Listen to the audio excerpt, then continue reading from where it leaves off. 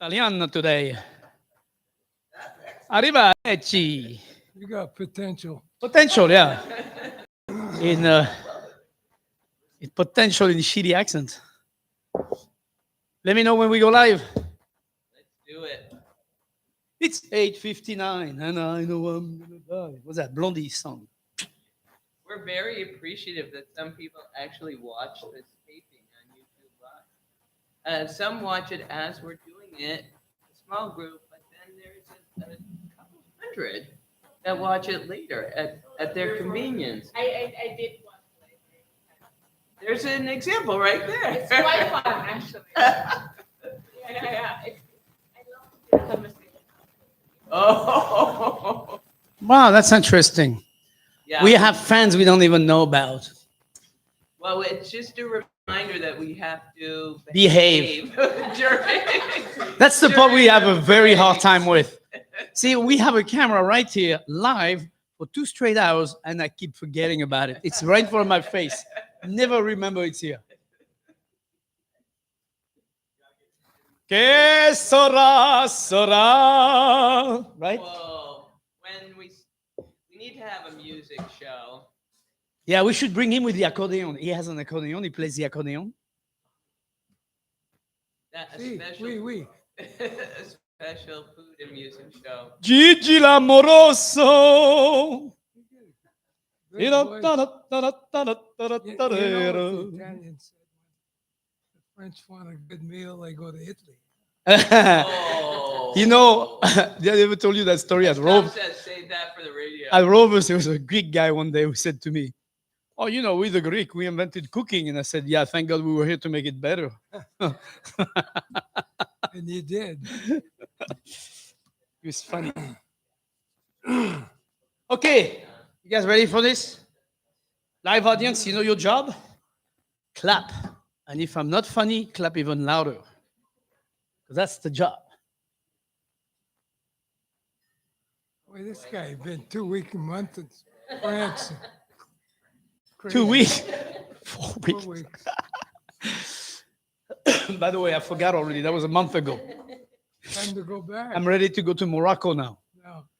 Actually, we're gonna go to Hawaii at the end of this month to go see a concert from Jack Johnson. Just for a few days, and then we're going to Morocco in September, and then we're going to Ireland in April next year, and then we're going to Italy first, and then Portugal in September next year, What a great combo. and then we're going to Northern India in 24, and we're going to South Africa in November next year. My goodness. Oh, this year or next year? No, next year. The world better get ready. I know, what's that? Here we come. COVID or not, we're It's back. called Travel the World with the Chef in a Hat. Oh. Follow the hat. Because I won't be. That's a hell of I a- put the hat on a hook and then I go this way. That's quite an No, we're agenda. rolling. Why don't you just stay over there? I know. Why don't you just stay there for 6 months and do all the countries at the same time? But the problem is people are not going to do it with me. Not for that long. All right. Are we live yet? What's Yes, going we on? are. Time to rumble. Good morning. Good YouTube morning, viewers. YouTube. Good morning. Happy Friday to everybody. It's gorgeous. It's 85 degrees and we're in Seattle, Washington. The waves are gorgeous. My board is outside, ready to go surfing. Let's go. I got the shorts on, ready to go. I already told him he had nice legs. For a frog, not bad. Not But bad. it's the first thing they eat. Ew. You gotta remember Grim. that. Okay, on with the show. You're a frog with nice legs. You might want to run. That was pretty good, Sean. Run, frogs, leg. Good morning, everybody. Welcome to the Hot Stuff Society radio show at the Hot Stuff Society kitchen. We are here at Hotel Andra on 4th and Virginia, right across from the Dahlia Bakery. If you've never had breakfast there, you should owe it to yourself. It's a nice little breakfast. Or you could go down this morning. We had to go around the people waiting in front of Lola, right downstairs. I mean, there was a line outside on the sidewalk. Oh boy. It's beautiful to watch.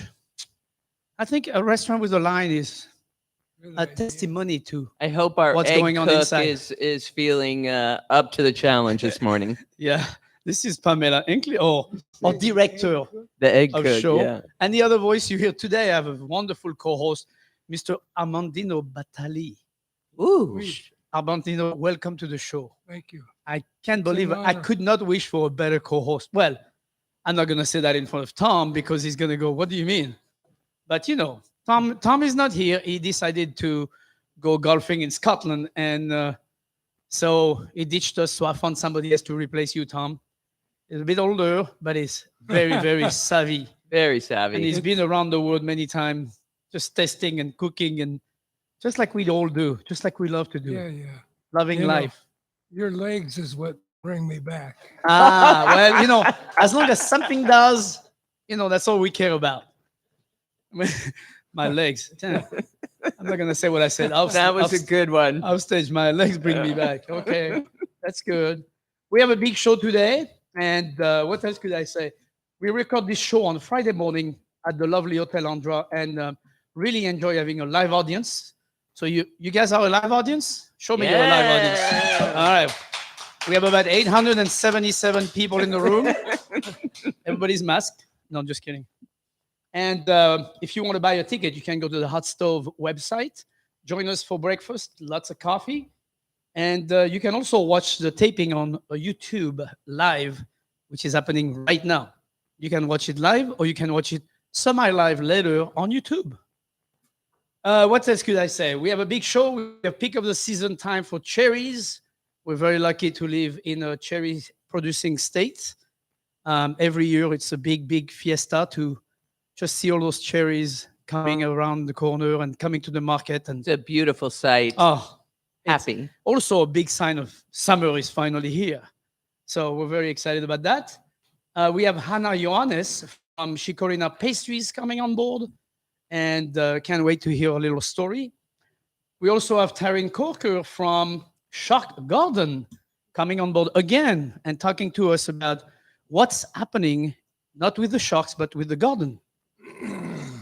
Armandino, you will tell us a little bit about your favorite memories of something during your life, Be since pleased. you're only 49, but you've already Yeah. lived a full life. Can't wait to hear that. Okay. Thank you. And then we finally, at the end, will play our favorite game of tasty trivia, food questions, and can't wait to see what's going on today. What is the theme? Any theme today? It's vegetable focused in honor of Ooh. Terran. Because Terran will be coming on and play with us. That's exciting. All right, but first, Mr. Armandino, do you have a taste of the week? We play this little game with Tom every week. It's curious you say that. My taste of the week is cured tongue. No. Cured tongue. Yeah, we used to make this at Salumi all the time. Excuse the voice. But it takes about 7 weeks, and it just happened to be finished this week. So I live in a retirement home, and everybody is a tongue lover. Is it a French building? No, just kidding. Wow, that's very cool. So you shared it. I shared it, yeah, and they were impressed. Well, I mean, I think that it's a misconception for most people who have never had it or don't know exactly what we're talking about. Yeah. Because it is true. Cured tongue is really delicious. It's not, I know it sounds kind of weird to most people. My wife especially always say, I would never eat a tongue. But, it's kind of like, why not? You got to eat the whole beast. Did Yeah. you cure it I did. in your own kitchen? I did. Ah. You know, talking about that, and I know Tom mentioned it last time. I'd be happy to share recipes with you people. I think I we're don't going to know. hear from the listeners on Yeah, that I'm one. sure we're going to have some very anxious people wanting to go and know, how do you cure a tongue? 7 weeks, though. All I can say is very slowly. Yeah. Yeah, I mean, it's not that complicated to do, actually. It's No, it's actually quite simple.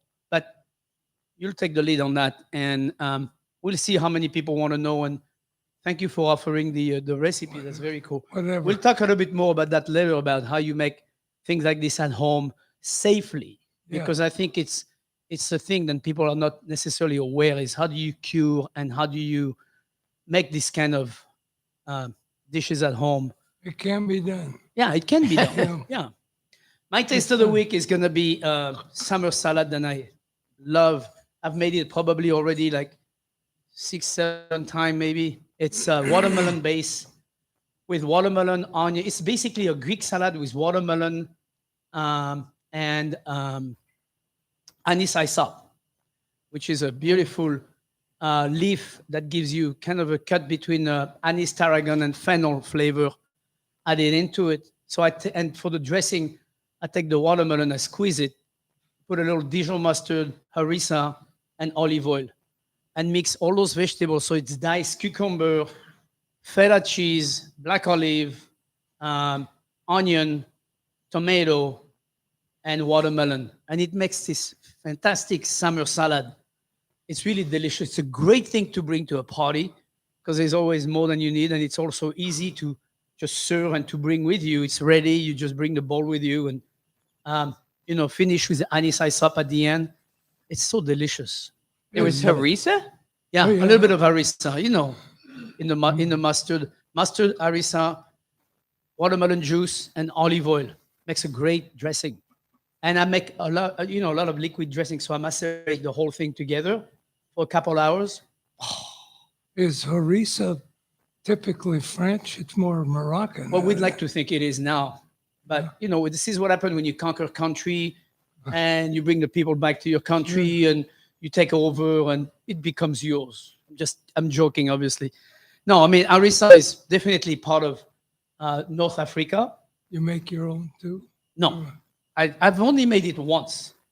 And I decided that it's one of those things. It's like, have you ever made tomato paste? Yes. Would you make tomato paste? No. I mean, there's as good of a tomato paste in the market. And it's a pain in the neck to make. Yeah. So no, I don't make it. I just buy it. There's some great product of it, especially Villa Gerada has a fantastic harissa. He's got other great things like hummus and things that we like, tahini and His tahini's the best, yeah, I think, in the market. definitely delicious. Anyway, it's my taste of the week, and I stick to it. And I recommend that if you do a picnic or if you do anything summery or go to someone's house, it's a great salad to make ahead of time. And if you Sounds want, wonderful. Huh? Sounds wonderful. yeah, it's fresh and it's Really? it's summery and light, great appetizer or even an entree. All right, coming up next, we're going to talk cherries as we love them so much.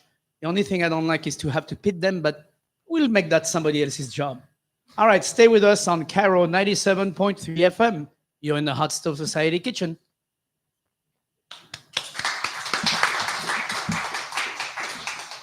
All right, thank you. I forgot about that. Normally, I'm the one who goes. Well, I was going to say, we've got trained audience members today, so. Thank God. Thank you. What did I get? Veggie? Oh, thank you. Hector, do you make your own tomato Thank you. paste? Thank you. Oh, really? Yeah, you're a more serious cook. Yeah, when you say- than Terry. When you say sometime, that means you did it once and you went, okay. Yeah. Everything's spread out and dried in the sun. Thank you. All right, we're back in the kitchen. We are back in the kitchen at the Hot Stove Society at Hotel Andra, corner of 4th and Virginia, every Friday morning from 9 to 11, live on YouTube.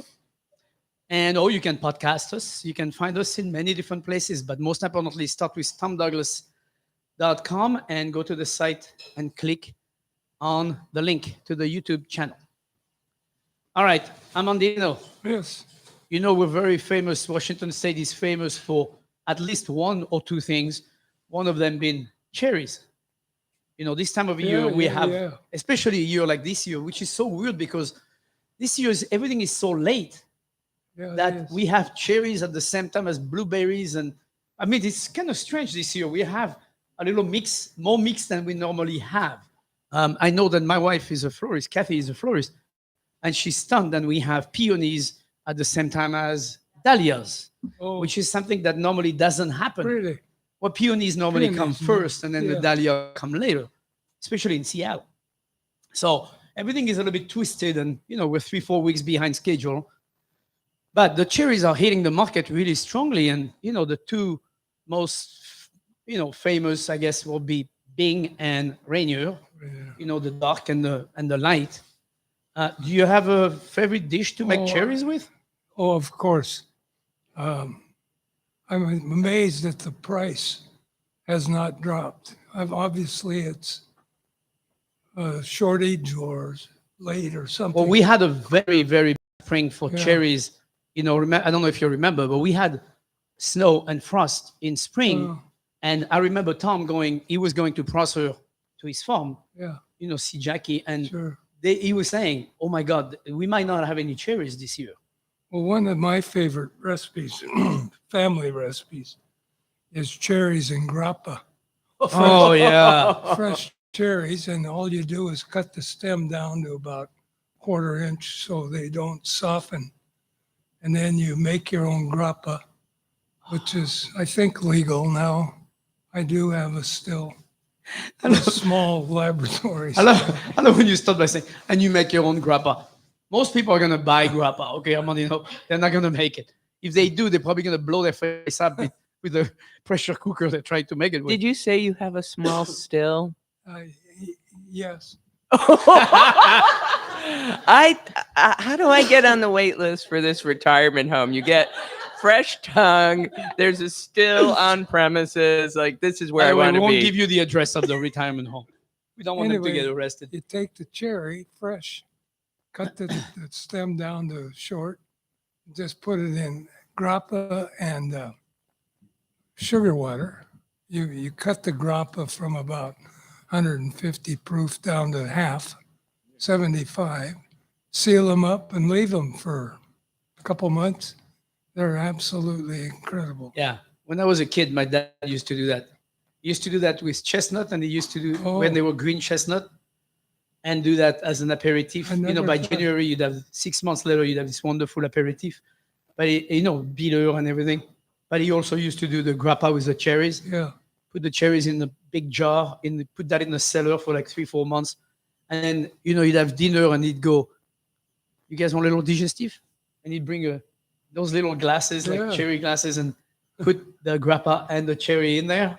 I was actually, It was I remember you were like 15 years old and you're trying that. You're like, damn, this thing is good. I mean, the grappa is obviously strong. It's amazing what we've learned from our parents about treating people, and maybe I can talk about that. Hospitality is always based around food and Oh, yeah. and some kind of booze of some sort. Yeah, I mean, it's because you don't need a lot.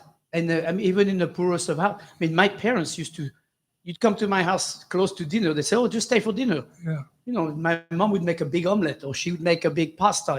It wasn't expensive, simple. simple. But the Yeah. fact is, you were, like you said, you were doing the hospitality thing of Yeah. like getting together and having a good time. That's so vital. Your show is so incredible relative to hospitality.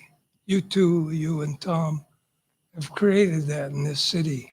And, people love that idea of hospitality. But when you add a little bit of alcohol to that hospitality, it really culminates in All right, fantastic. I'm gonna have to bring it back to the cherries now. Enough talking about us. Back to I the like cherries. Armandino's take on it. I though. know. We used to get 2 cherries. That was all we were allowed to have. Yeah, exactly. Two. That's enough grappa. That's for enough it. grappa for a kid. Back to the cherries. I like to use the Rainier cherries in salads. I love to use cherries in Oh. salads because it's a good, especially if you do like things like feta, or you do things like a salted cheese mixed with the cherries, and then haricot vert, which are in season now. We picked our first haricot vert from the garden. You take haricot vert, you blanch them, and then you make a nice salad of haricot vert and Rainier cherry, white vinegar, or apple cider vinegar, and a little oil, a little mustard, because you have to put mustard in there. And then you toss the whole thing together, fresh herbs right on top of that. And serve that you can even serve that as a side to a cold cut or like a roasted chicken, something of that Yeah. nature. It's such a beautiful, fresh, summery salad, next to your entree. And I think the cherries are really, they're nice because they have a little sweetness, but once you put a little vinegar and you put the green beans next to it or the haricot vert, and the mustard, you get this wonderful sweet and sour kind of idea that keeps happening. It's a nice little taste to go with your. Do they? We used to get pie cherries, very sour. Oh yeah. But I haven't seen any. Are they available? Oh yeah, they still have. They're the first one actually that come around. Really? They're earlier than the regular cherries. Oh. The pie cherries are the first one to be ready, and they are coming around. But Are they? it's a completely different type. And this is what you use in pies. Yeah. You put nice amount of sugar, you macerate them and put them in your pie, and make a wonderful, Yeah. sour. I haven't pie. seen them in the market. I guess maybe they don't. They don't normally, in the market, it's hard to find them because they don't last. Oh. Once they're picked, they don't last very well. Okay. The other cherries stay for a week or two, Yeah, but this yeah. one don't last on the market. The other classic dessert that we do in the summertime with big cherries is clafoutis. Oh my goodness. A nice clafoutis, which is, you can do it with a crust or not, but it's really good with a nice little thin sablé crust, and then put your batter in there, which is basically eggs, cream, vanilla, sugar, a little bit of flour, of course, and then Some help from Terry's wife. eggs. Thank Yeah, goodness. Kathy is like finishing the recipe for me. And then cherries that are pitted, and you put all that in a pie. And we pit the cherries usually when we make it at home. But when I was a kid, my grandma used to take the cast iron pan. She put the dough in there. She put that in the oven, pre-bake the dough a little bit. Then she'd put all the batter in there, and the cherries were not pitted. Never. I've never seen my grandma pit cherries. She was like, if you're dumb enough to not know that there is pits in a cherry, you should not be eating cherries, period. And we should bring this kind of mentality a little bit back to our life, because I think a lot of people are a little bit like, what? I found a pit in my cherries. And I'm like, yeah, did you find a fish bone? No, you found a pit. That's what cherries have. Anyway, side note, but my grandma definitely never pitted a cherry in her life. She was like, no, you're on your own. Cherries have pits. She still cooked well, and Oh no, my grandma is dead. No, but your she passed mother. away, I don't know, 15 years ago already. But back to the cherry, also the pits. If you're gonna pit your cherry, keep the pits and put them into a little grappa. And 6 months later, you get this wonderful kind of Really? bitter grappa from the pits, because the pits have a little bitterness to it, and they give kind of a cherry, but with a bitterness to it. Great thing to add to your cocktail as an aperitif. If you do like if you're doing a Negroni, for example, you could put that into your Negroni. Sure. That would have a nice little flavor of cherries and There's the alcohol. and bitterness. Yeah. I mean, we go back to the alcohol every time. We never throw away anything. If it's a bone, you put it in a stock. If it's a pit, you put it in booze. Why? Because that's one way to keep using it again and again. Yeah. I mean, there is flavor in there. Sustainability. Yeah, and using the whole thing. Never stop. Yeah, that's good. Oh, sorry, we're out of time. So I was going to keep going on the cherry, but I'm getting signals from left and right with big giant flags. Stop! All right, you're listening to the Hot Stove Society radio show in the Hot Stove Society kitchen. Stay with us. We're going to be right back on 97.3 FM Cairo.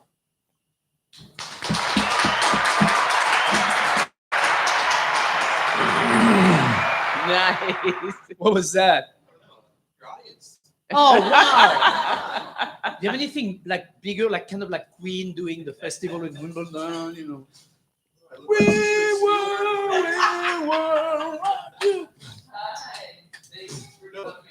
Want some sound effects? Oh, yeah? No, I was just kidding. Uploading is, I'm sure they are. Some, that would be cool. All right. Sean, this is Hannah. Hey, nice to meet you. Anna, how you doing? Ted. Welcome. Good morning. Pleasure. Hannah. Like this, very close to the mic.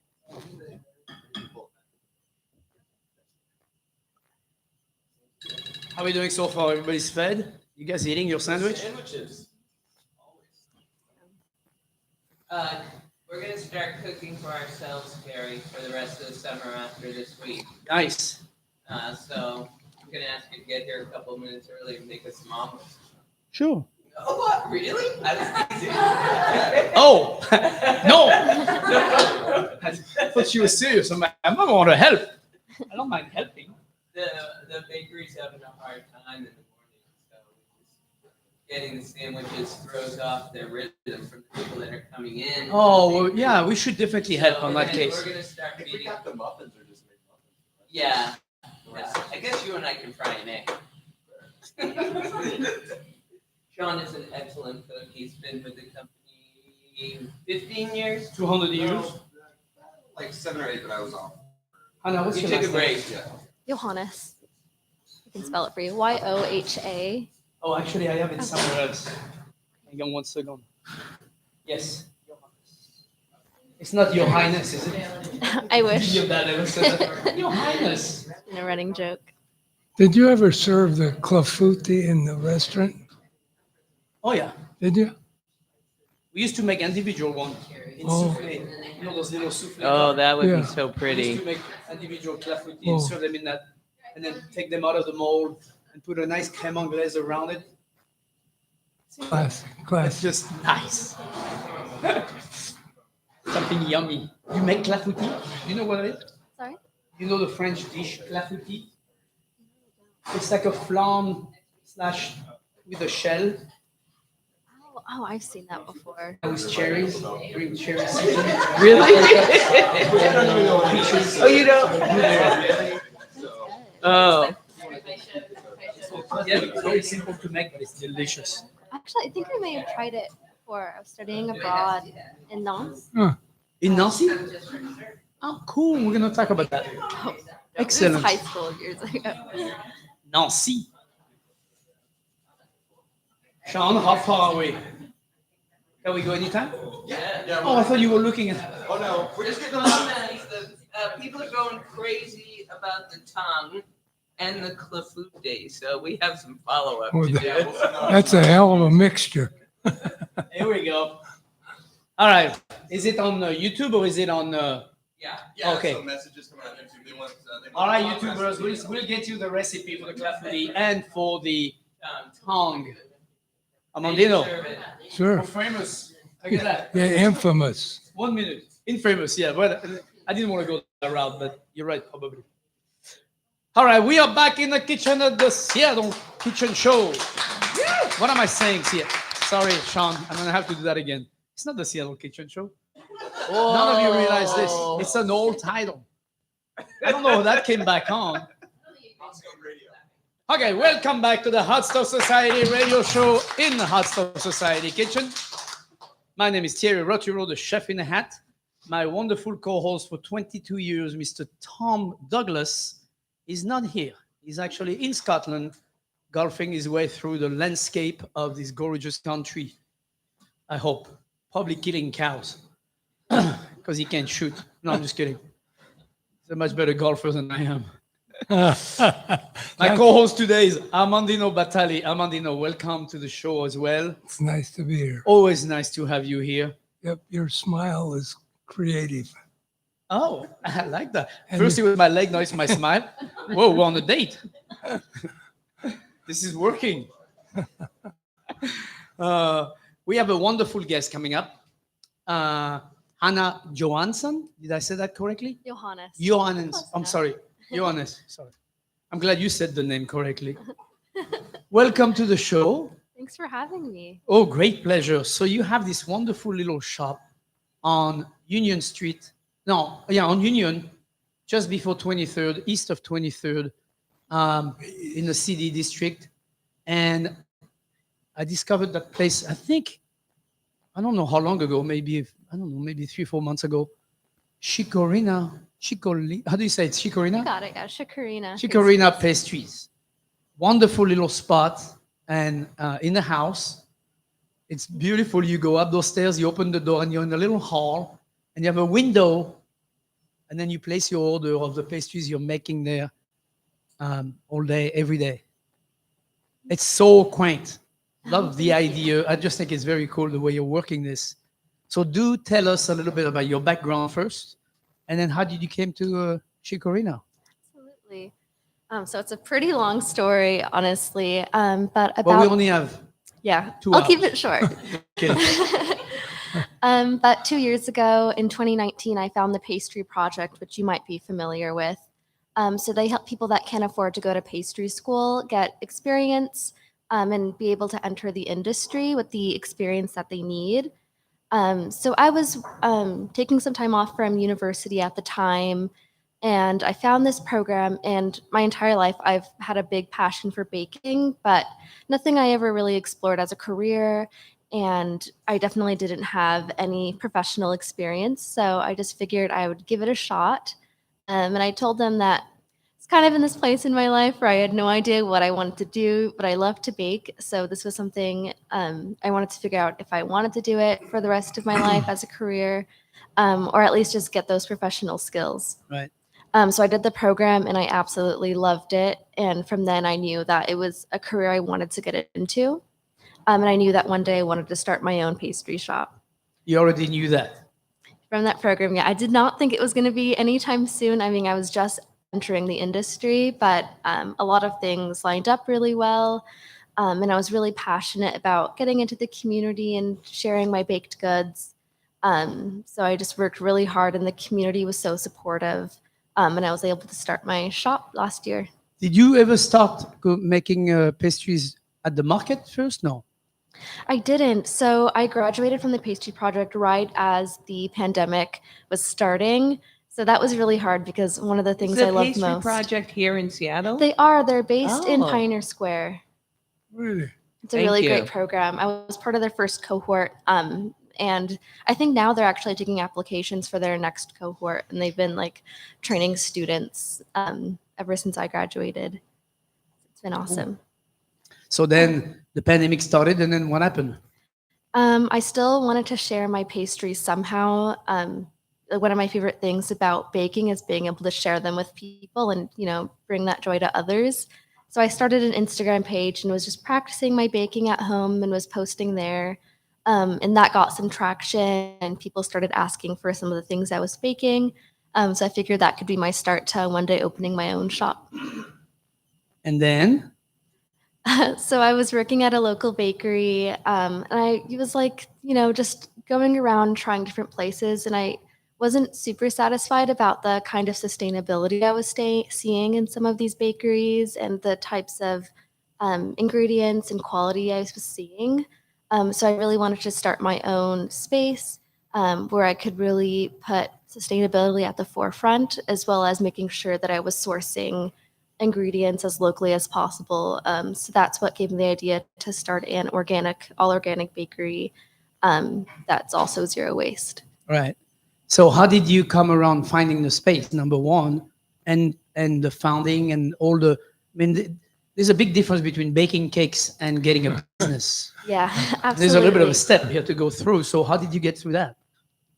Honestly, I mean, during the pandemic, one of my hobbies was just going on Zillow and seeing what was selling and seeing all these houses on sale. So I found this beautiful space in the Central District. It looks just like a big house, but Yeah. there is a commercial space on the main floor and then an apartment above and below. And I just thought it was beautiful and it would be a perfect space to start my own bakery. And I had a friend that was interested in getting into real estate. And I mean, right now houses are selling like day they post, but this Yeah. was on the market for 30 days because there was a commercial space in it. And who's going to find someone to rent a commercial space during the pandemic? Right. So it kind of just worked perfectly, and we decided to partner together. Good time to sign a lease during the pandemic. Yeah. Smart. It was really hard to find the funding. I mean, I was 22, 23 at the time, a young Black woman. There aren't many banks that wanted to give me a loan. So I was working like 3 jobs, just trying to get the capital that I needed. Eventually, I also started a GoFundMe, and the community really stepped up and was really supportive. And I was able to raise about $20,000 that way. Good for you. Yeah, but and my family was also super supportive. So really had a very, very small budget to get everything off the ground, but we made it work. Where's your family from? My family is originally from Eritrea, which is in East Africa. Cool. Yeah. That's excellent. That's beautiful. I mean, to me, I think the way, when you walk to that window into your shop and you look at what you have, it's just like a dining room home. It looks like a dining room home where somebody has a counter and bakes from with the ovens and the counter. And you see the pastries that you've made for the day. I mean, that strawberry layered cake you gave me the other day was like, that was Thank delicious. you. Well made. The product tastes delicious, tastes fresh, and it tastes, like you said, natural. It's not, it's not junky. It's really good. Thank you. Congratulations on your muffins too. Good job. Thank you. What flour did you choose to work from? I decided to use a flour of some Central Milling. They're based in Utah, but they do have some farms in Washington. So the pastry flour I use is produced in Washington.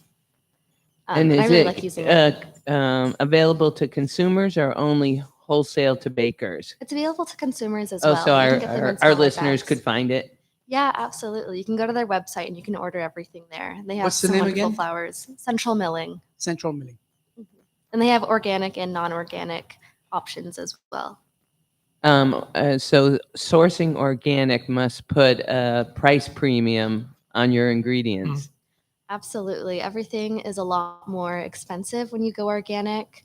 But for me, it's totally worth it to know that I'm supporting the local economy by getting local ingredients and getting the best quality I can. So we're going to take a little break, but when we come back, I'd like to go into some of the desserts you make, some of the pastries you make, and you're going to tell our listener how to make them. Because you learn how to make them. So you're going to tell them some quick tips about what to do and what you learned and not to do. I'm sure you learned a few things during the last year or so. Oh, absolutely. So I can't wait to hear. Stay with us. We're at the Hot Stove Society Kitchen Radio Show on Caro 97.3 FM.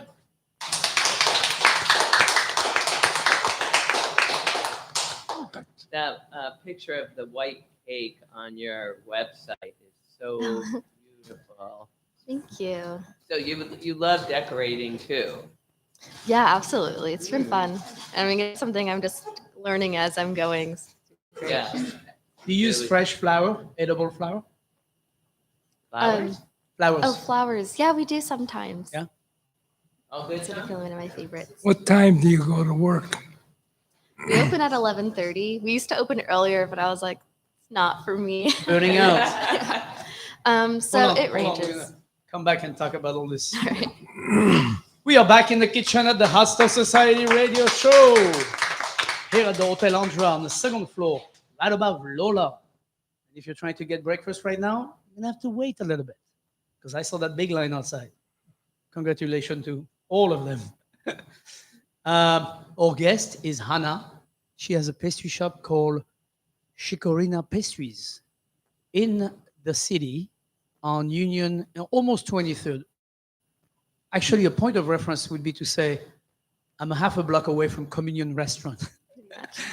I think a lot of people have heard about Communion the last couple of years, so it's a great place to landscape.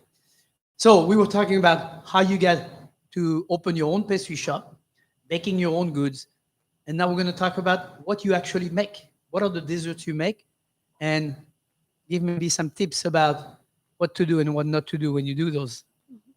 Absolutely. So we make an assortment of American pastries. We do our most popular gourmet Pop-Tarts.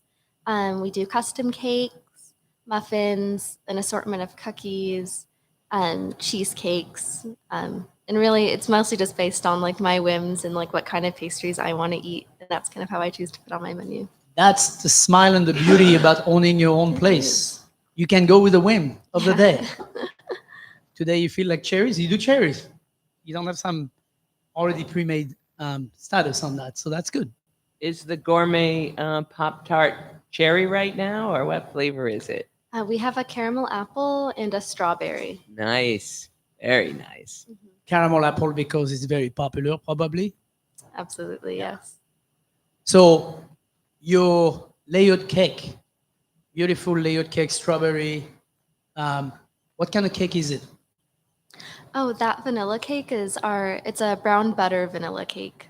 So we brown the butter, we let it chill for a bit, and then we mix it in with our vanilla, and it adds like such an exquisite nutty flavor to it. Yeah, really good. Thank you. And then the strawberry, you make your own strawberry jam, kind of, right? You cook down your strawberry. Yeah, everything is made in-house. All of our fillings, any add-ons, we make in-house. So our How many strawberry jam. people do you have working with you? Right now, it's just one other person.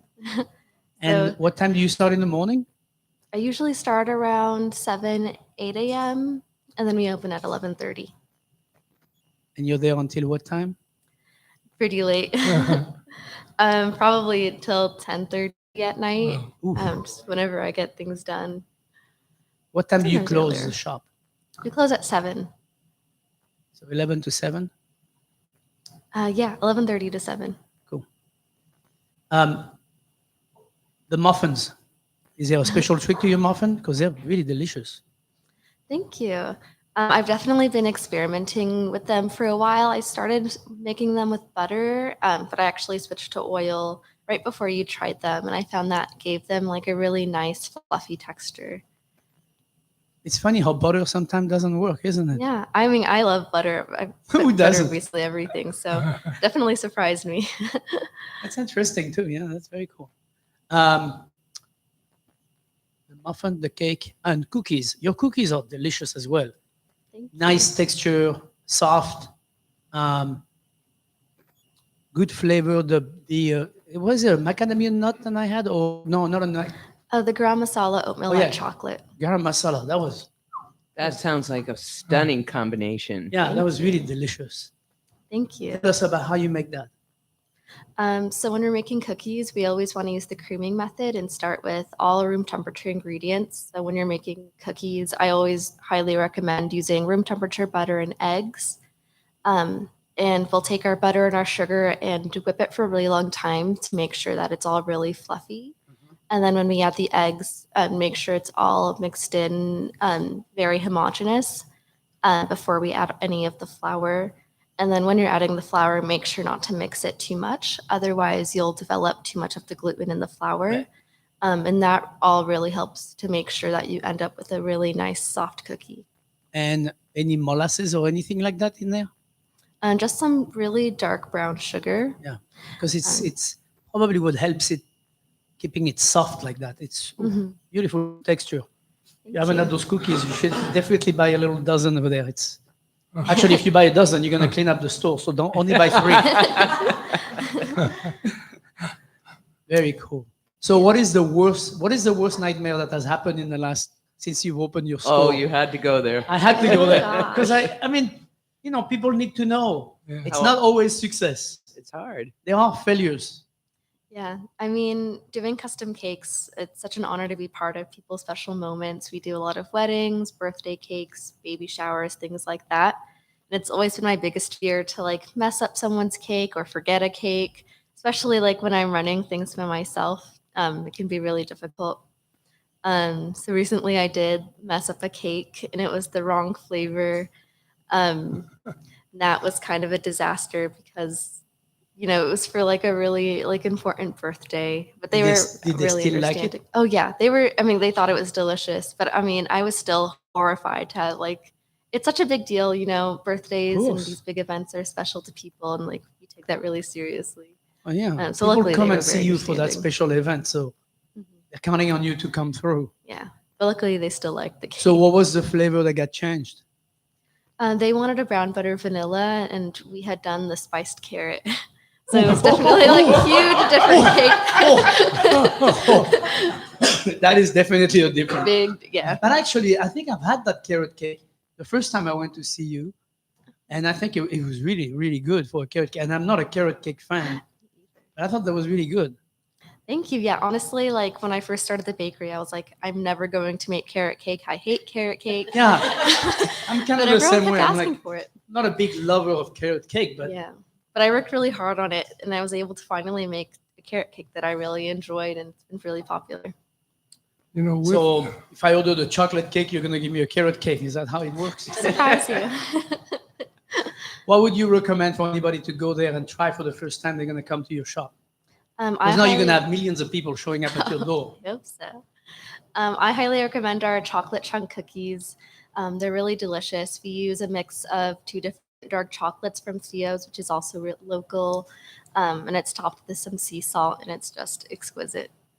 And then, of course, our Pop-Tarts. And you can't go wrong with the Pop-Tart. gourmet Pop-Tart.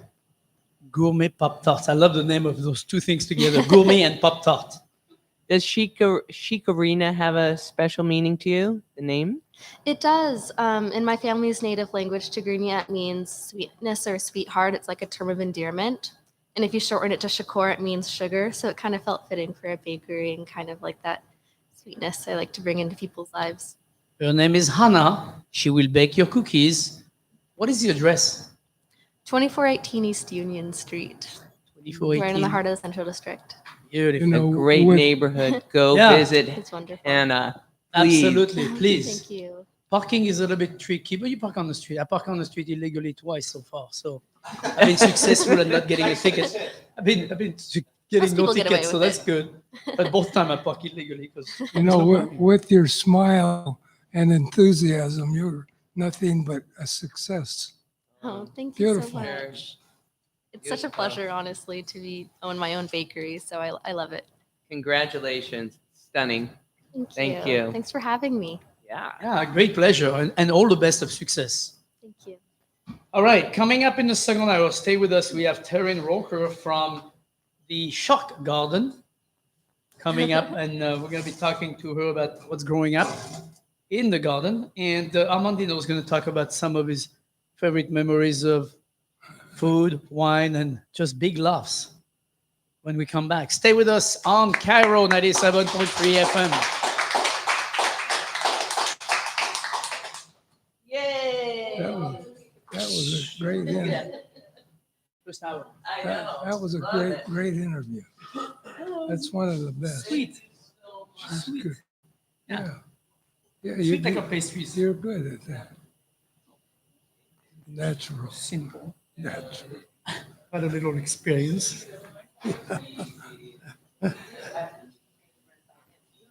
Thank you for coming, Hannah. The best. Terran, the seat is ready for you.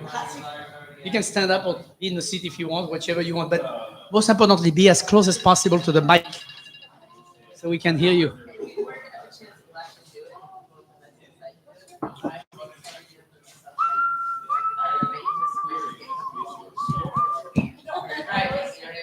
Did you see what you brought? Yeah, I've already tasted it. Oh, you did? Did you give him to Armandino? No, but I will. Try all this. That's currant, blackberry, mulberry, white currant, and gooseberry. These are pretty tough.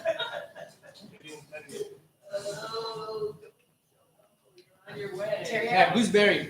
Are you guys still talking about cherries or are you done talking about Mm. cherries? That was 2 hours ago. No, so you're done. Yeah. No, just something you talk about that salad that we didn't make yet, but they with the green cherries, brown butter and burrata. Oh, yeah. Whoa. Doesn't that sound amazing? Yeah. Whoa. Bean cherries, brown butter and burrata. I think I've got it close, yeah. Do we need to test it? Can you hear He's me? a pro. I'm sure. I would try that. First class. Yeah. How many acres? 1.6, You're a farmer. sort of. You should see that garden. It's in Burien. Yeah. I mean, it takes a little work to get there. You got a GPS, but it's absolutely beautiful. You see the sound. It's unbelievable piece of land, and she does incredible stuff. How long you been at it? We're in our 7th year. How many? 7 years now? Wow. Started out as a little school garden, and now we're Hold on. We're gonna do that. a whole bunch going on. Hold on one second. Don't tell them everything before. All right, Yeah. all right, fine. YouTuber, you got a little preview of what she's going to talk about. You're the first one to know. Breaking news. Breaking news. Anything in particular you want me to talk about? Yes, No. Okay. very specifically. Okay. Cool. I took that quote right from their website. I think that's a good way to Yep. bring her in. Love.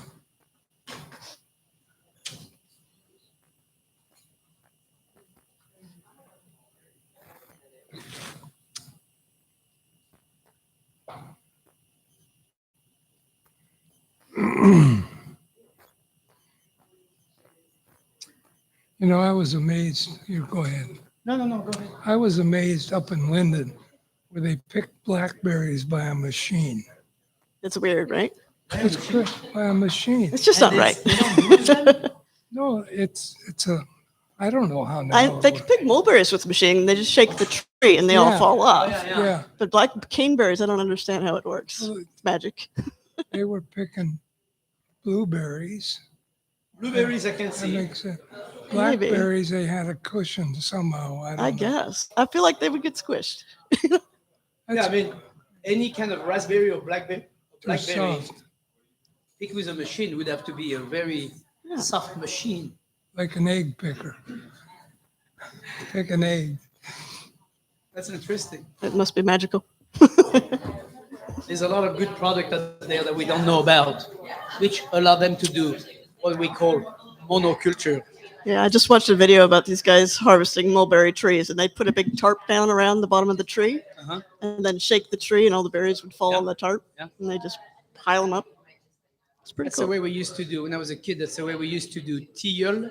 Mm. You know, the linden tree Yeah. with all the blossom. We used to put big blanket. What did you do with the blossoms? They smell amazing. The linden blossom. Yeah. They're To called make teal. cordials out of them? No, or infusion. Fusion, yeah. In the winter, we dry them up. My grandmother, my grandparents would dry them up. Okay. Then you put them in jars. And then during the winter, once we didn't have tea. Oh, we just didn't use buy them like tea. as a. That was oh, the infusion nice. of the winter. yeah. Similar. People do that with elderflowers this time of year. Huh? Elderflowers this time of year. Oh, yeah. Yeah, Similar. I There's think all the kind of- lindens haven't quite started blooming yet, but they're starting to bud up. Linden is a little bit milder, not as sweet, but milder than elder. Elder is pretty potent. pretty and they make Saint Germain out of it. Yeah. So that's good liquor. All right, we're ready, Sean? You guys ready up there? Okay. We are back in the kitchen at the Hot Stuff Society Radio. Well, actually, we're back at the Hot Stuff Society kitchen. My name is Thierry Roturo. I'm the chef in the hat. This is our second hour. We have a long hour coming up. We have Terran Corker from Shark Garden who's going to tell us all about it. I'm going to read the purpose statement you have on your website Oh, thanks, man. about the Shark Garden because I think it's a beautiful statement. Our garden is many things to many people. We are 1 part school garden and 1 part community garden and 1 part botanical garden. It is all brought together by hardworking volunteers and community support. Overall, we are teaching garden where all can come to learn. What a beautiful statement. Thank you. Yeah, we're And it is a gorgeous place. I mean, Thank you. it's the work you do over there is pretty impressive. So let's start from the beginning. Sure. How old is it? How did this come around?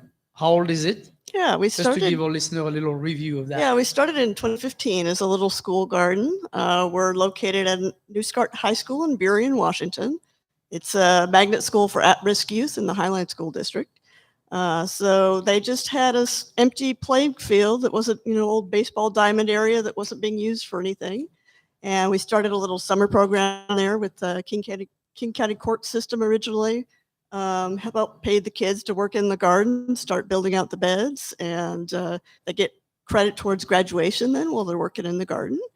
And then fast forward a couple of years later, we added a big pea patch, a community pea patch program, and we sort of added a botanical garden that wraps around the outside edge of the garden. So that makes us more sustainable because there's people coming at all different times of years for different reasons. Because a lot of school gardens have problems where there's nobody around in the summer because school's out.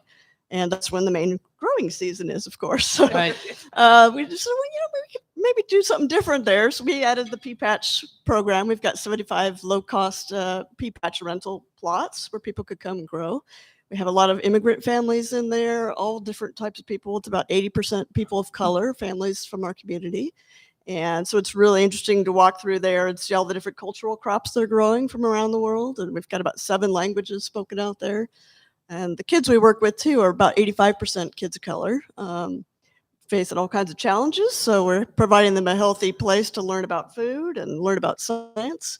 And the botanical garden also helps teach about growing plants for pollinators and wildlife and environmental stewardship. So we're sort of a The combination circle of things, life. yeah. And then the school garden we use to grow food for the White Center Food Bank. So we grow over a ton of organic produce every season for the food bank as well. That's with volunteers.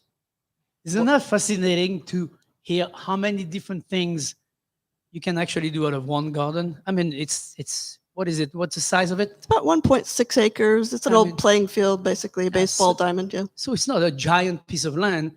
And all the things you do out of that, Yeah. with, of course, you need somebody like you, who is a very strong driver, Sure, leader, and it helps. innovator. And of course, all the other volunteers you have, like Tram Yeah, we've got some of our volunteers here today in the audience. and which is Hector cool. too. Chef Hector's here. We got Yeah. Tram from Eden Hill Restaurant. And you have all kind of different volunteers. And, Yeah. volunteers are obviously important. But I think it's so cool that in an urban setting, like we live in a city. Yeah. And it's good that in an urban setting, most people who live in an urban setting are so removed from reality Very that much they so. have no concept of how things work. Yeah, I think this is so cool to have a refresher yeah, and a learning experience for most yeah. to go there and see, how wheat grows to start, because weeds are all year round, so it's easy to see. Yeah. But how everything else grows. And like you said, what I really like about the Shark Garden is the fact that all these multicultural beds of different vegetables and fruits are growing around the place. And you're like, what is that? And you, as a, So let's hear.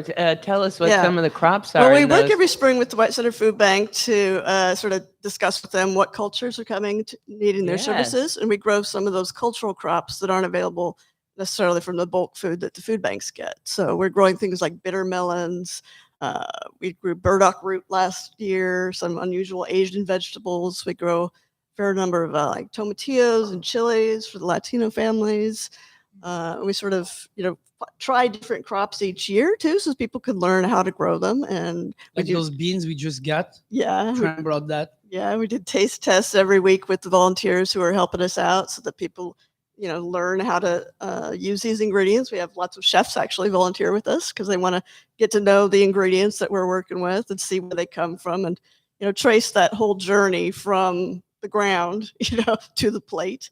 And that's important for the kids we work with too. We've had kids that have seen a cucumber growing and not known, really what it was. We had one kid say, "Boy, that looks like a pickle," and we said, "Well, yeah, that's where You know pickles what? come It doesn't from." matter where it come from, as long as there is a Yeah. correlation somewhere, you can make the rest of the Yeah. track. And so he was kind of mad that nobody told him where pickles came from, but he didn't have that frame of reference. And so our board member took him over to have him smell a mint leaf, and he goes, "Oh, that smells like chewing gum." And his whole relationship with these ingredients were these sort of prepackaged processed foods. So we want to sort of interfere with that culture and get it back to the earth. And we find that they really connect more, and it's a therapeutic space as well for a lot of the people who visit and the kids too. Right. I mean, I think it's very therapeutic to be in a garden at any time. So Absolutely. yeah, it's a great place for that. But what I really like is the education part of your Yeah. We have, whole last 7-8 years and you've been doing, yeah. and keep on growing. That factor is so incredible. Yeah, we've built in demonstration gardens. We've got about 14 or 15 demonstration gardens spread around the area now, so that each one we're teaching classes, free classes for the public on weekends. And this year we just added a grain garden because most people don't know where grains come from. So we've got 10 different little beds for grains from around the world, everything from quinoa to East African millet growing, and oats and rice and sorghum. Interesting My things. mind is blown. Yeah. Well, we're Yeah. going to try to make. Pam, you know, Pam, this is what you call heaven. Yeah. So we're going to try to make, a loaf of bread at the end of the summer, where we're going to practice winnowing and learning how to process grains. We've even been growing our own popcorn for movie nights in the park later. So at the end of the season, Wait, we're going to. what kind of tree? Where do popcorn come from? It comes from the popcorn tree. No. What kind of tree that grows popcorn? Yeah, we're growing a little variety called strawberry popcorn that's got tiny little red ears. And we're having movies in the park later in the summer because we just installed a solar system too. And so we're going to have. Of course you did. Of course. As of one course. does. Yeah, we wanted to have solar power to be partly sustainable. We're off-grid solar. We just went live 2 days ago with that. And that also powers up our outdoor kitchen. So we're going to be having more cooking demonstrations out there too. Inviting She's chefs to come nonstop. in. She's amazing. I mean, it's so fascinating to listen to her because Yeah. Oh, every you guys time I gotta talk come to check it her, out. she has something going on. No, not one thing. You heard 20 different things going on at the same time. What about, do we have time to do the water before the break? We're going to do it right after we come back Okay. because I'm Alright. getting thirsty. Okay. So are the plants. Yeah. Yeah. By the way, growing anything requires only one thing. That's water.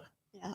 You do Helps. need water to grow anything. So when we come back, we're going to go over that whole water system and also all this intriguing plant that you grow. And Sure. you brought some berries here that we just tried with Armandino. Yeah, And incredible. absolutely fabulous. Yeah. So we're going to talk about Excellent. all this when we come back. Sounds good. Stay with us. We're on the Hot Stove Society Kitchen radio show in the Hot Stove Society Kitchen on Caro 97.3 FM. That was a little bit choppy on the end.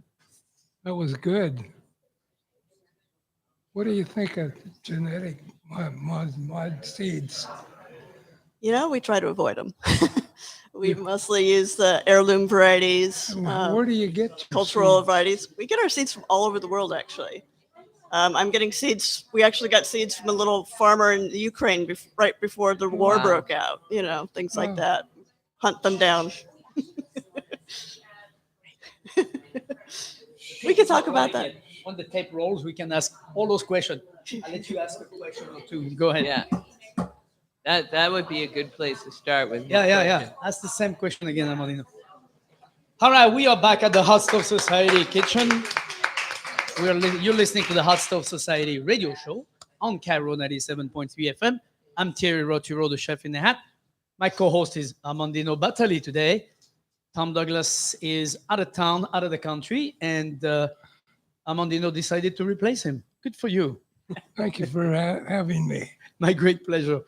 Great pleasure. So our guest is Terran Corker from the Shock Garden in Burien. And make sure you remember that name and make sure you go visit that place because it is magnificent and it's also very, it's just fun to visit your garden because there's so many intriguing plants and of all different kind. And you had a question, Armandino, for Terran. About the genetic modification of seeds. Mhm. Where do you place that in your thought process? A lot of the seeds that are genetically modified or GMO seeds are more geared for commercial growers. You don't usually find them in small packet seeds or seed catalogs for backyard growers. So we don't really run into it very often, but we try to pick out culturally sort of historic crops. We get seeds from all over the world, actually. We hunt down small seed companies who usually, ideally grow organic seed, suppliers. We even got some from Ukraine right as the war was breaking Yeah. out. We had them ship over some Russian varieties of. They're really got excellent varieties of pickles, cucumbers. No, I'm doing it. Cucumbers and I want to know the tomatoes. tree that produces the pickle. The pickle tree, yeah, we got some pickle Come in a tree jar. seeds. And they also have really neat paprika peppers in Eastern Europe. Yeah. Yeah. So we're able to get seeds from places like that from Asia, around the world, from small collectors, and then trial them in the garden to see what grows here in our climate. So we try to look for seeds from parts of the world that have similar climates. We've got a Latin America's food demonstration garden, for example. So the plants that are in there are from high in the Andes, high up in Peru, for example. We've got yacon and oca and interesting berries. Yacon, what's that? It's like a I'm just tuber kidding. crop. I know, but I'm asking Yeah. you. it looks sort of like a sweet potato, but it's you eat it fresh as a tuber crop, and it tastes kind of like a mix between jicama with a little bit of ginger flavor in it. It's really yummy. It's in really salad. delicious. And it Really grows does. like a potato easily. Yeah, it's real interesting. It's in the sunflower family, actually. It sends up big stalks that have like sunflower flowers on top, too. But yeah, we have over 100 berry varieties in the garden, over 50 fruit tree varieties. And we sort of, even our native plant garden that we have up in the corner has got over 30 edible plants that are native to the Washington state as well. Do you deliver to restaurants? How You do you know? make a living? We're a nonprofit, so we just live on donations that help us support the garden a little bit, and then it's just our Right. volunteers. We're 100% volunteer run still, so we're trying to, If someone wants to make a donation, where do they go? you could just do Venmo. You can find us on Venmo as New Start Community Garden is our full name. So- The Shark Garden is like the school garden corner, so So New Start. community garden. Yeah, Okay.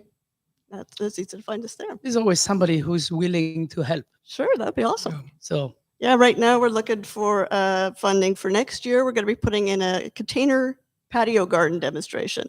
Because during the pandemic, there was approximately like 20 million new gardeners in this country who were suddenly concerned about food security. And the most searched garden topic was growing food in containers on Google for the last 2 years. wow. There's all these people in urban areas that Yeah. are detached from the food system. They don't have access to land and they don't know how to grow food. Maybe all they have is a balcony. So we're setting up a demonstration garden that'll have, little containers, different types of pots and things where you could, grow food on your balcony. Yeah. And, we're going to create a class around that so that we can show people how to do that. And it's also going to have a built-in chess table, which is kind of fun. We also had the Queen's Gambit during the pandemic, right? Nice. So I have a lot of new chess players. So let's combine the two. And Yeah, I think it's something I've mentioned that many times with Tom Yeah. on the show about if you live in an apartment and you have a Yeah. window, you can still do some stuff. you can just get a little planter and start with just a few herbs. Get in touch with the dirt Yeah. is number one. And then, find a community garden where you can go and play in the dirt. Yeah. Start like that. And Yeah. then buy a farm. All the farms have been bought up during the Yeah, exactly. pandemic, unfortunately. But they keep saying there's not Yeah. enough farmers anymore. There's not enough farmers. Yeah. We need to, so just see how much you like it. And, who knows, you might fall in that's love with. a lot of the reason people come and volunteer with us is to just try out gardening, learn for the first time, see what the ingredients look like, on their raw form, basically, tasting stuff and all kinds of good stuff. But we've also got like cutting edge, technology going in. We've got a robotic garden going in one of our Stop it. greenhouses. Not You have a that too. robotic Yeah. garden? We do. It's called a farm bot. We got funding from King Conservation District and Port of Seattle, and we've got this farm bot going in. It's sort of like an automated robot that plants its own seeds, and then it waters them, and then if it remembers where it puts them, and then if it sees some- Question. yeah, First question. Does it eat it too? no, Okay, we good. have to do the final 'Cause harvest. Yeah. Otherwise, it's like, go do your own thing over there. Yeah, but it's solar powered. It collects its own rainwater to water the plants and everything. So Wow. we're trying to create more technology classes for these at-risk youth who don't necessarily have access to really cutting edge cool toys like that. Wow. It's going to be really fun. This is so cool too. I love when Yeah. science does good things like this. And We want to 'cause be you the can cool really kids. you can really help in an area where there is few people Yeah, and lots of land to be able to cultivate different crops with a robot that would help. I think that would be a cool thing that could help. Yeah. But I can see also how it could be going the other way. Should we finish up with water? I was going to ask you about the berry classes first. Oh, Yeah. yes. You have berry classes? we were going to have a berry tasting tour tomorrow, but the spring was so cool that all our berries are running about 3 weeks late for ripening this year. A lot of our crops are So what's the running. new date? I haven't got it settled for sure, but you could follow us on Facebook at the Shark Garden, Okay. or on Instagram, Shark Garden Burien, and we'll be posting all the upcoming classes and everything too. We're also going to be teaching a sauerkraut and fermenting class this fall. We've got a solar punk festival coming to the garden. Solar punk. Yeah, we've got outdoor movie nights coming up, all kinds of really fun stuff. Oh, my. So do tell us about before the break. This is something So we were else. just about to talk about water. Mhm. How do you get water? What's the system you've got? Yeah, well, we are hooked into the city water system a little bit, but we've also just installed a big drip system so that all the beds are sort of automated on irrigation systems so that Mhm. we're saving water and they can be watered in off hours. But the greenhouse that we just put in with the robot in it, it's going to collect its own rainwater. And we've also just got a hold of an air to water generator. So it actually pulls humidity out of the water What? and collects water. And that's going to be solar powered as well. Isn't that cool? I mean, Yeah. you know what? They've been using that kind of stuff like sending a man to the moon. Right? I Why bet you not? that's what they're using so they can feed those people when they're going up. You know, all kind of genius science like this Yeah, we love it. are being used. It's just now we're using it in a system like this. Karen has it all in Burien. Congratulations to you. Terran, you're a magical Oh, person. Thank you. Thanks, You need support. Well- Again, one more time. Somebody wants to send money Sure. or help the nonprofit. Yeah, on Venmo, it's New Start Community Garden. We're in the business listings there instead of the personal listings. But And do take your kids or your friends. Go visit the Shark Garden in Burien. It is a masterpiece. yeah, you can shoot us an email to info@sharkgarden.org, and that comes to me. We can set up a tour for you and your friends. We actually get matching funds for grants when we show people around. So you could bring your I was work gonna party, say, do some yeah, team Charge building. for your tours. Yeah, you may Yeah. come to that, but To do we're, charge. we're trying to be Okay. affordable and accessible to everybody. I have That's a part of big our mission. jar. Yeah, but the Yeah. people that have money, you need to charge. Yeah, we'll, So you can provide it to the people that don't. we'll put a jar out for you, Pamela. Most importantly, wonderful work. I mean, Thank you, Jeff. Yeah. with everything you do, Yeah, it's we just really appreciate your support. no problem. You Yeah. get my support, no problem. Yeah, Please keep excellent. teaching people how to play with dirt and grow something. Yeah, we love it. There's actually like beneficial microbes in the dirt that actually act on your brain chemistry similar to Oh, Prozac. boy. So Similar to Prozac. yeah, I'm sure that's going to be heard very well. You heard that? Similar to Prozac. come garden with us. You'll Come feel and better. garden. It'll improve your mood. All right. Come. Thank you so much for being with us. You're The welcome. Shark So Garden. much. Shark Garden That in was Burien. incredible. Please go visit. Thank you so much, Terran. Thank you, Jeff. Coming up next, we're going to talk with Armandino Batali about stories Anything he wants. from France, Italy, and everywhere else. Stay with us on the Hot Stove Society Kitchen Radio Show on Caro 97.3 FM.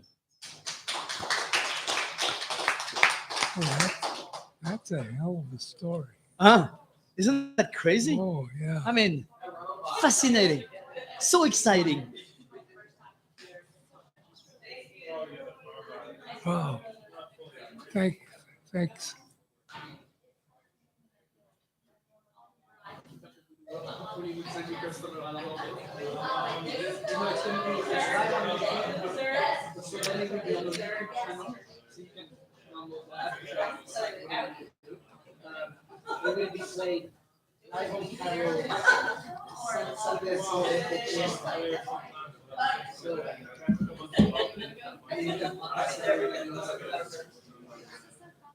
Cool. Keep up the good work. All the best. Jesus, something else. Isn't that Never incredible? heard- Yeah, I mean, it's like, I get excited just listening to her. I'm I like, oh my know. God. She's a great The ideas, sales. the concept, putting all You that know, you- science. I wonder if she's a science major or something. How she got interested in the science part. of it. Yeah. Well, Incredible. I think she was in Microsoft before. Yeah. Was she? She's an IT person. Oh, I don't know exactly, but she was definitely in that world. yeah. But still, Wow, you found a jewel. Isn't Both that- of those. yeah, I mean, isn't that beautiful? You know, it's funny. You're promoting the homemade ideas and concepts. There's two areas I'd open a new restaurant. Would be Pioneer Square, which is probably the dumbest thing you could ever do, Yeah. or the Central District. Or the what? Central District. Oh, yeah. But people love to go to those and create. You know, it's kind of a place for Well, I mean, I don't know when was the last time you were at 23rd and Union. quite a frequent. Yeah, I go there all the time. It's my PCC and all that stuff. Yeah. But you remember what it used to look like? Oh, yeah. And the homes along there. Everything is Paul Allen built all those hours. I'm like, what the hell is this? I mean, you put somebody 10 years ago in that corner, blindfold them, and you bring them back today, they'd be like, Yeah. oh no, I'm in the wrong place. Yeah, No right. way. No way you would recognize it. You got rid of the post office, the mall, and everything. They put building. It's Yeah. astonishing. It is. It's And like it's urban people like development. this, you know, that Yeah. are creative. And to see the future too. You know? Yeah. All right, Mr. Ray, do you have any questions for Armandino by any chance? So many. All right. We are back in the kitchen at the Hostel Society Kitchen Radio. You guys, I'm sorry, Sean, we're going to have to do that again. Hey, you guys, are you on strike? Did I drink something? Were you talking? Sorry. Oh. Only my wife can get away with that. All right, we're going to do this again, maybe. Sean, I have to retrain my, my pips. Audience. The pips. Somehow I went like, okay, we're back. And they're like, So what? I know. I'm like, we're back. So what? That's the third time you They're said that. enjoying each other. Yeah. Okay. We are back in the kitchen at the House of Society radio show. And my co-host today is Armandino Batali. Very famous Italian-American man here in Seattle. And Thank the grandfather of them all. Grandfather, yeah. Not just the Grandfather. father, you're the grandfather. Grandfather. And you have so many great stories. And I don't even know where to start, but I know that Pam has a couple of questions for you right at the beginning, right off the bat. But I want to hear stories about you and reminiscing of probably Salumi, which was your place for quite some time, where you became very famous in this town because of making such beautiful charcuterie and salamis and all kind of cured meat. And of course, then decided to sell it to the public by doing your sandwiches and lunch and all that. And but you have so many great stories aside from that, and we're going to talk about this. And Pam, did you have a question for Armandino? You said Let him get started and we'll see if we have time. okay. There's many stories, and Theory would relate to these because of his experience in the restaurant business for 30 years, 20 years, and Tom too. One that would talk about alcohol.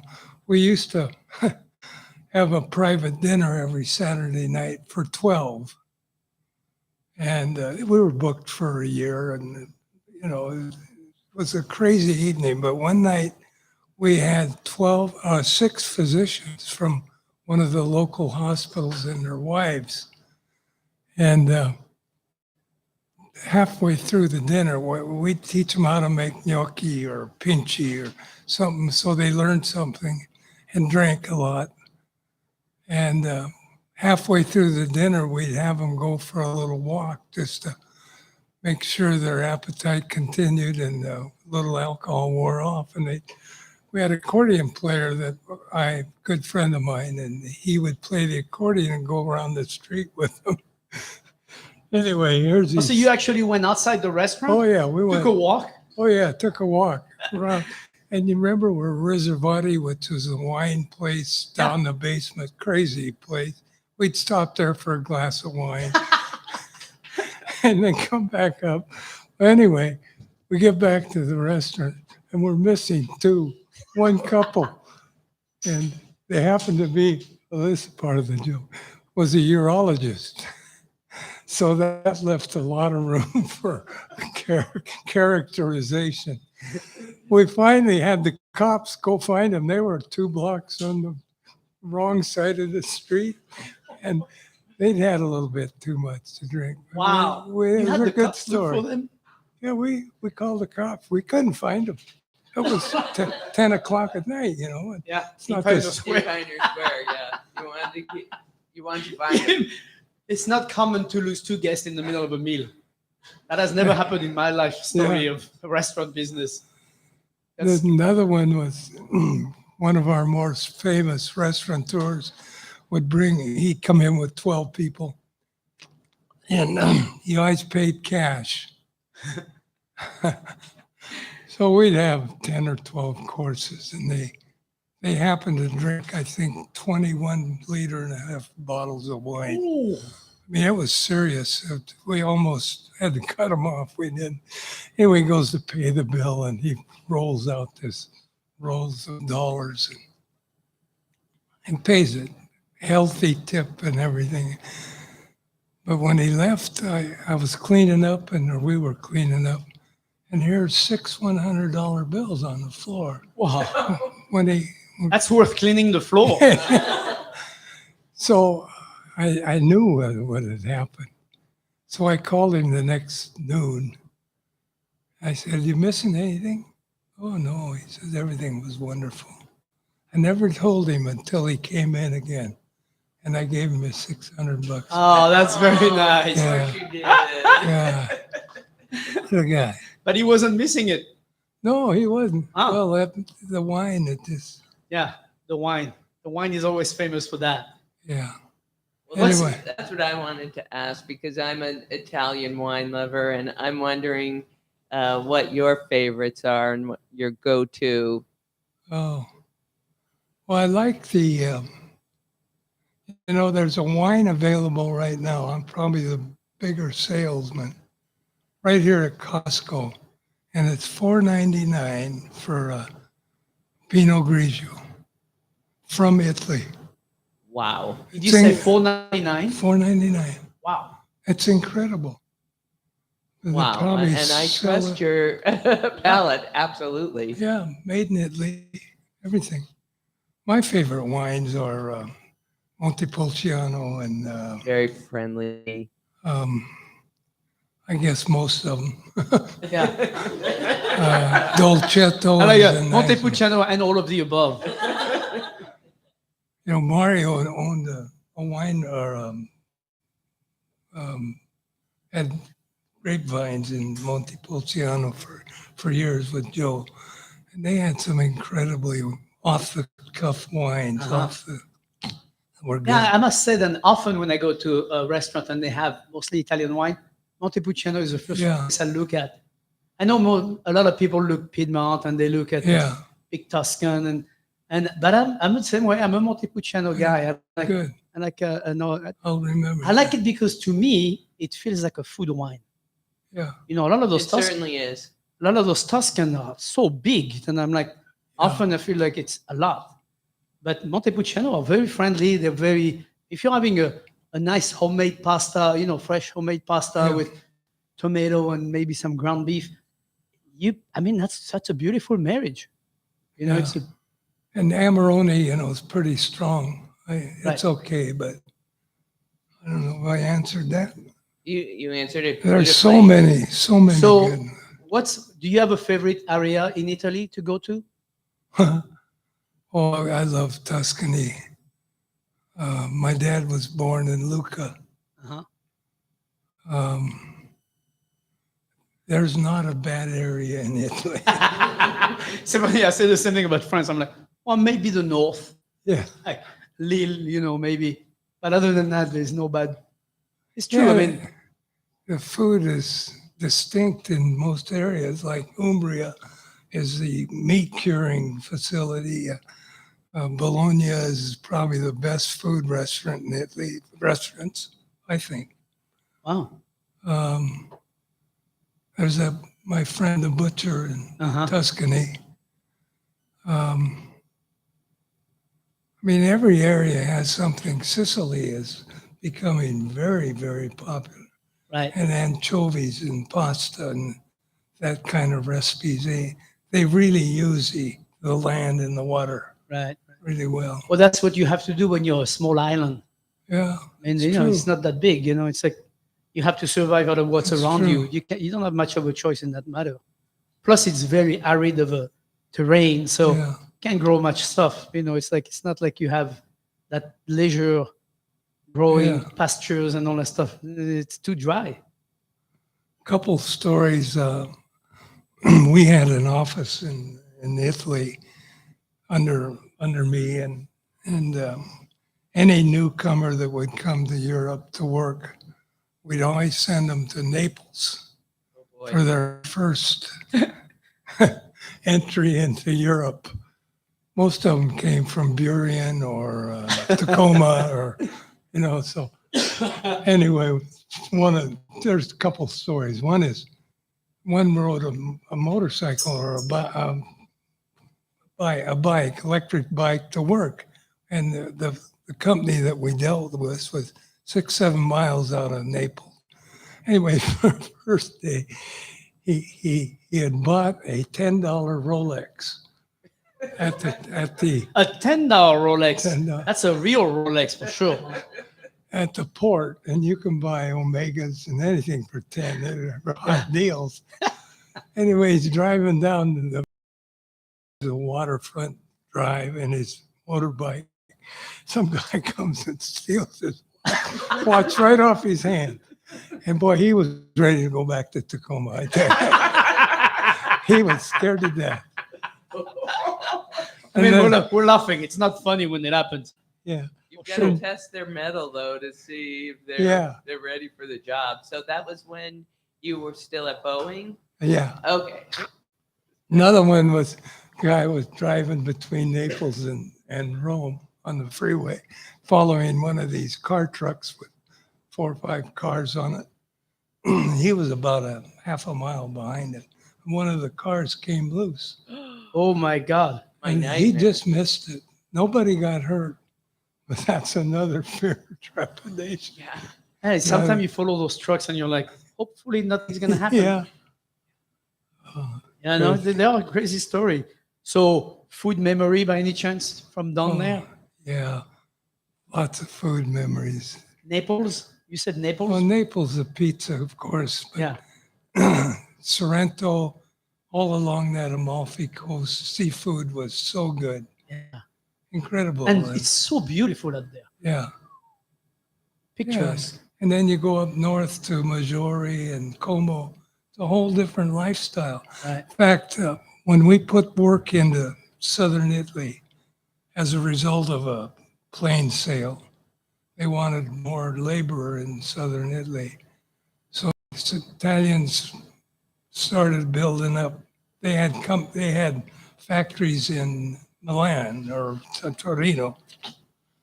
They would say, all right, we're moving our work to Naples. And they couldn't get anybody to work to go because the wives didn't want to go.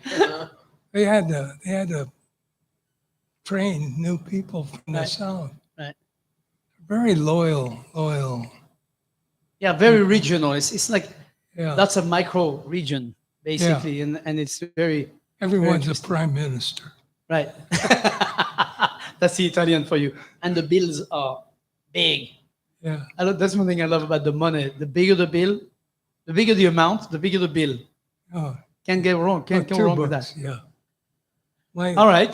all That's great bunch of Oh, memories. And I'm there's so a glad you lot. came today Thank with you. us and join us as a co-host. That's more than anybody could ask. You're a that's- wonder. Huh? You guys are a wonder. All 3 of you. All Always a 4 of pleasure you. having you, Armandino. All All right, coming up next, we're gonna have a tasty trivia questions, our little game that we play every week on the show. And so stay with us on Cairo 97.3 FM.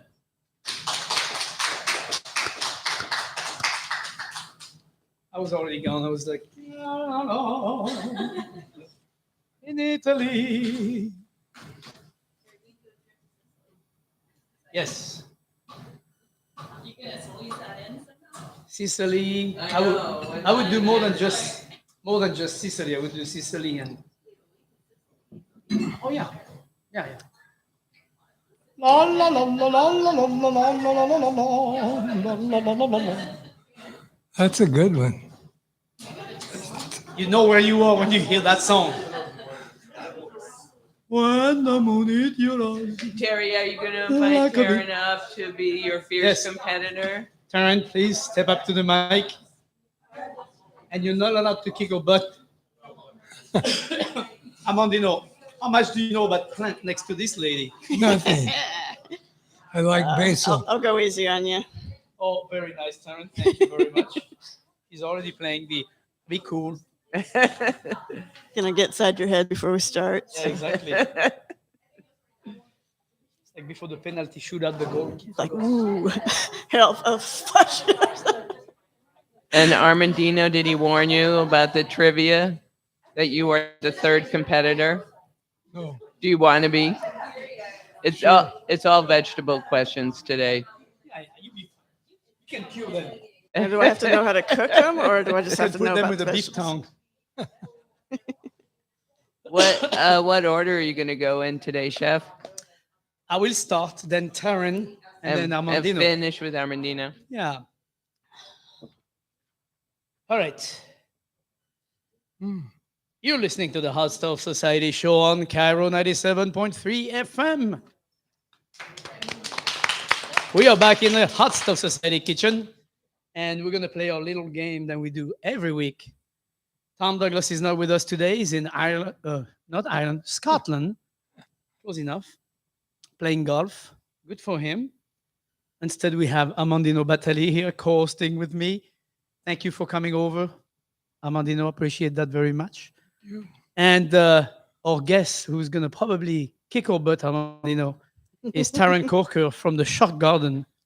And I heard from Pamela that the theme is herbs and plants. I'm like, oh, great. Oh, This is going to be You're great. going down, chef. We're not talking knobs of butter today. No, no cream, no, No quiche, cream. no, No. nothing like that. Huh. Rob with Love, which let me start again, Sean. Rob with Love Tasty Trivia is brought to you by Rob with Love, a small batch of versatile rubs, sauces, and mustard that bring extra layers of flavor to just about any meal. Use them generously, as much as you can, and use it in creative ways beyond the label description. Our listener can find Rub with Love locally at PCC, Met Market, and in West Seattle Thriftway. Or if you're headed east on over I-90, you can visit the new Gemini Fish in Clearlam and Thorpe Fruit and Antique Mall. Wow. And I've been to that place many times because when you come back from the east side, you stop at Thorpe and get something to eat and something to bring back home. All right, our prize today. What is the prize today? Well, our winner's going to be an audience member, Okay. Hector, an aspiring cook and chef, and he gets to pick whatever Rub with Love he wants from our shelf. His name is Hector, very promising individual in the kitchen.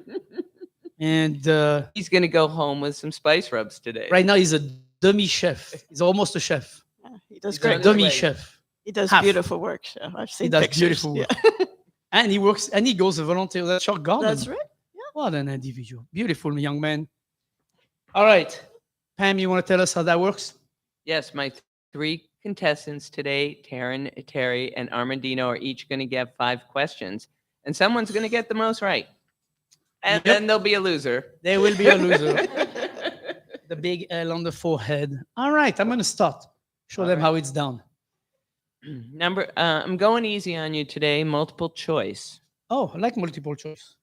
What is the most popular vegetable in the United States? Artichoke, zucchini, broccoli, or Brussels sprouts? Broccoli. Yes.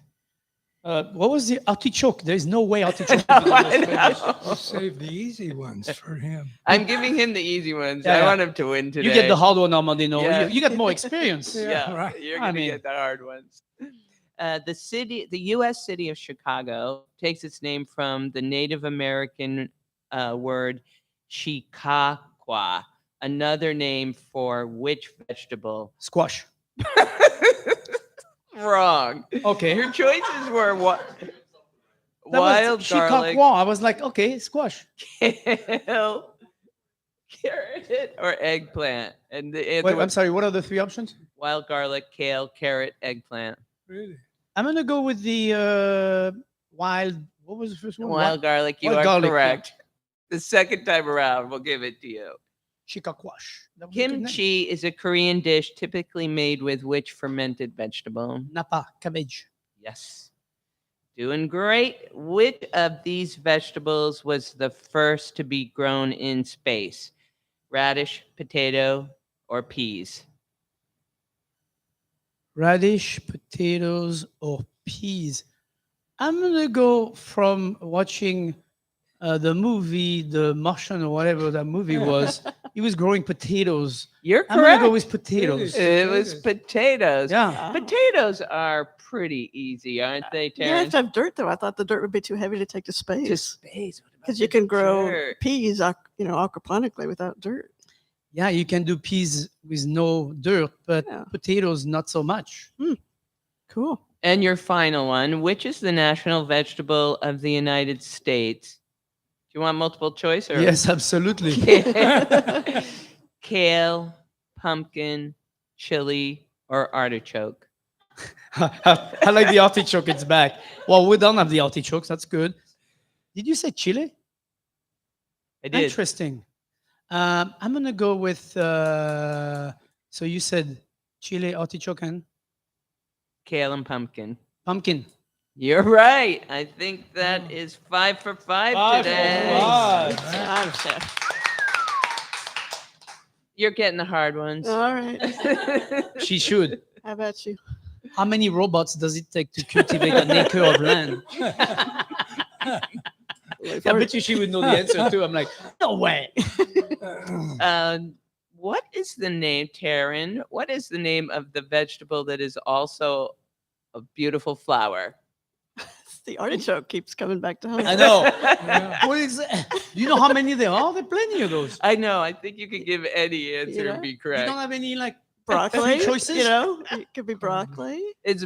I was looking for broccoli, but I think artichoke also Yeah. qualifies. Cauliflower. Yeah, I mean, there's so many flowers. Brussels sprouts. What this one is a complete surprise and tricky. Okay. What fruit has more protein than any other? Fruit. This is what where Protein. Yeah. I wasn't thinking that the answer is a fruit. That's a clue.